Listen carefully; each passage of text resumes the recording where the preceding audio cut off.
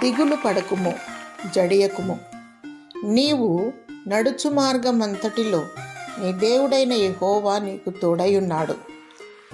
యెహోషువ 1వ అధ్యాయము 9వ వచనం. దేవుడు నీ మార్గమును సరళము చేయును, ఆ మార్గములో నిన్ను నడిపించును మరియు నీకు తోడయుండును.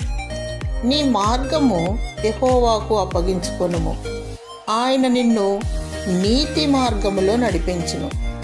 ఈ లోకయాత్రలో ఎన్నో శోధనలు ఉంటాయి. అవి మన గమ్యాన్ని చేరకుండా ఆటంకపడుతూ ఉంటాయి. భయపడక దేవుని యందు భయభక్తి కలిగియుండి విశ్వాసము కలిగియుండుము.